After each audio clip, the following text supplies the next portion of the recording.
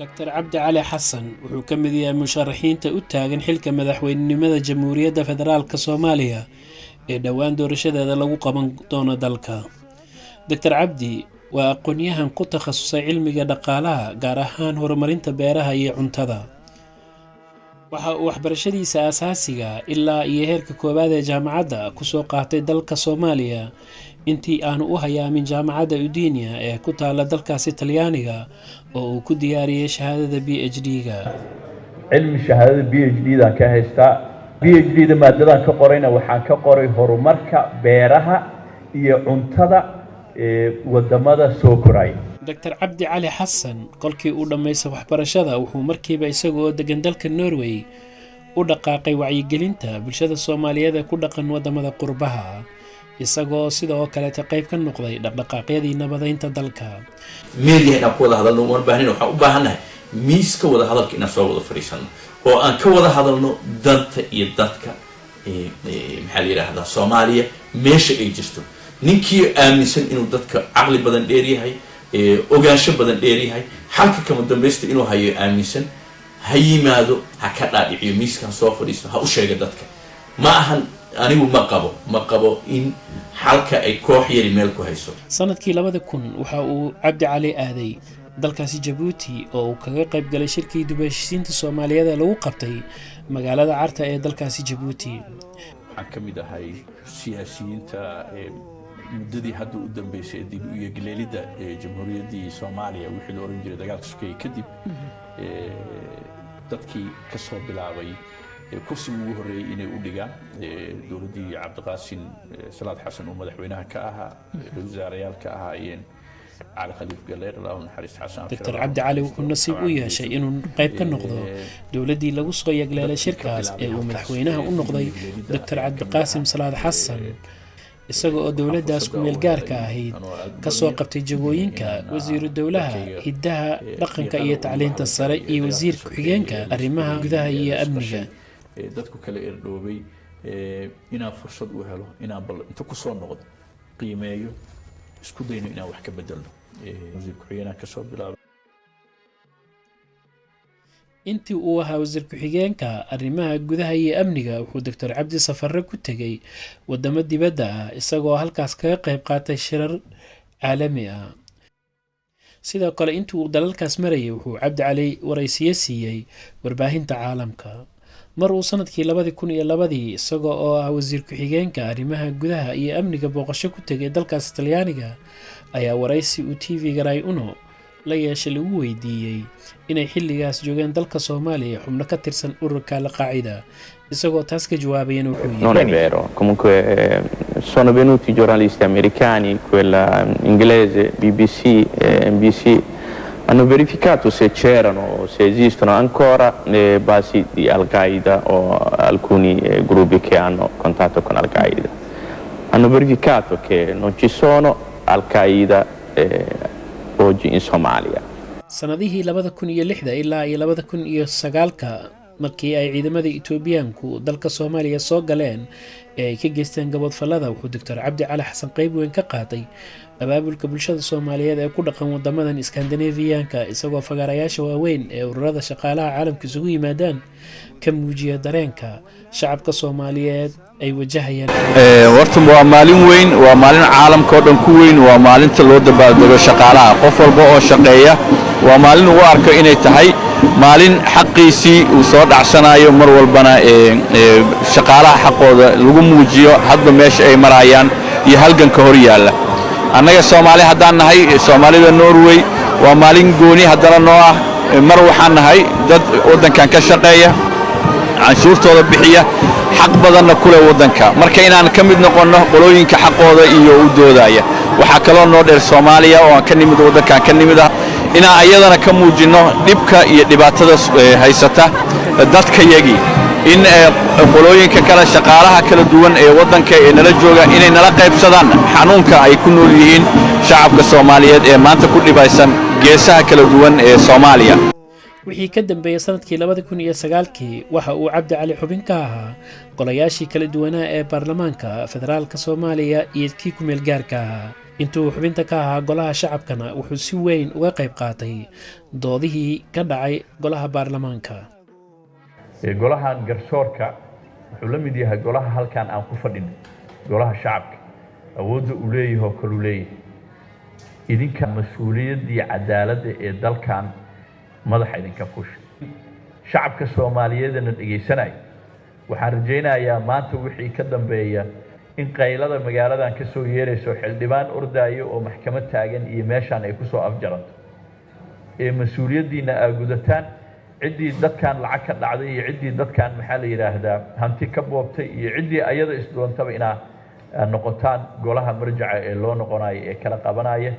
hadday yihiin garsoorayaal iyo garyaqaano iyo dad dulmaayana aad ka qabataan dalkan. waxaan qabaa wasaaradda beeraha yaan dembi laga gelin.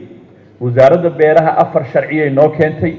sharciga ugu horeeya oo hadda meesha lagu walaaqayna waxaa weeye sharciga dhiiri gelinaya beeralayda iyo waxyaabaha nafaqeeya beeraha iyo isla markaana mamnuucaya kiimikooyinka dhaawaca ku ah beeraha.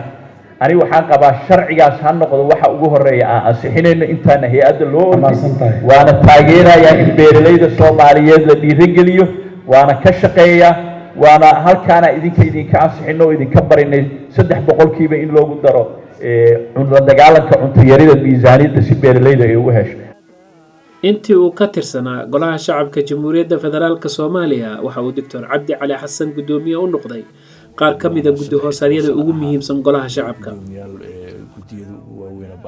Dr. Cabdi Cali Xasan wuxuu dowladdii ku-meelgaarka Federaalka Soomaaliya ee uu hogaaminayay madaxweyne Sheekh Shariif ee dalka ka saartay ku-meelgaarnimada ka noqday wasiiru dowlaha arrimaha gudaha iyo amniga. ka sokow howlaha golaha shacabka iyo siyaasadda wuxuu Dr. Cabdi Cali macallin ka yahay jaamacadda ummadda Soomaaliyeed gaar ahaan kuliyadda dhaqaalaha oo uu ka bixiyo maadooyin ka mid ah cilmiga dhaqaalaha.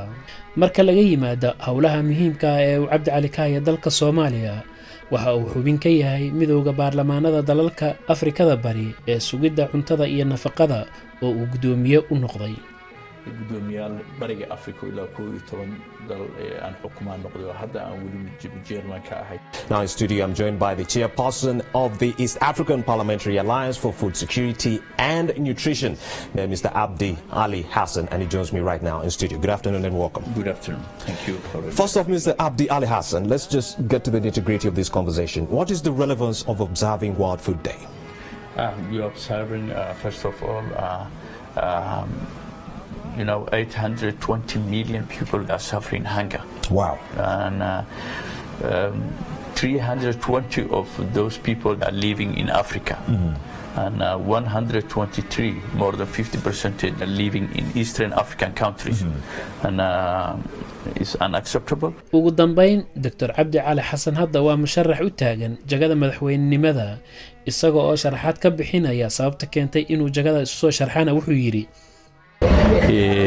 markaan arkay baahida loo qabo dib u eegleelida dowladda Soomaaliya iyo cagajiidka badan ee ka muuqda markaan arkay hogaamiyaashii kala duwanaa ee aan la soo shaqeeyay ama noo xildhibaana ama noo wasiir ah ciladaha ay lahaayeen markaan arkay dalkan caqabadaha ka jira inay yihiin kuwa si sahlan loo xalin karo laakiin madaxda timaada ay ku noqotay buurtii qaaf oo ay dhaqaajin la yihiin markaan daraasad ka sameeyay caqabadahaas maxaa sababay see loo xalin karaa waxa ii soo baxday inay u baahan tahay aqoon, inay u baahan tahay khibrad, inay u baahan tahay karti qofnimo, inay u baahan tahay in lala wadaagi karo dadka aan laga baqin caqabado kastoo yimaada lagalana tashan karo ayaga marar badan markaan fiiriyey wax tayadaa leh ama dabeecadaha aan sheegayo waa ku yaryihiin hogaamiyaasha maanta ordaaya marka waxaan is yidhi waa kaga habboon tahay qof walba oo maanta kursigan u ordaayo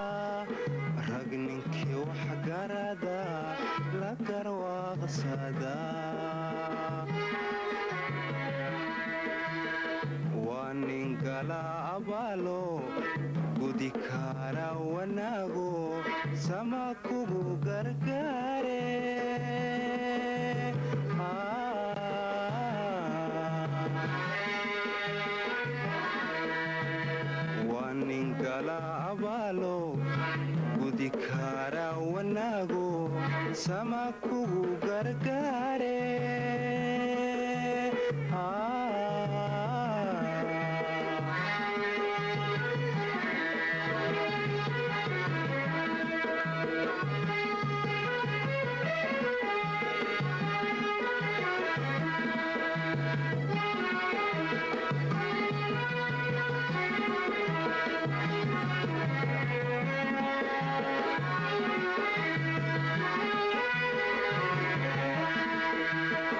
geesi iyo hanadba laga boodsada rag ninkii waxgarada la garwaaqsada waa nin gala abaalo gudi kara wanaago sama kugu gargaare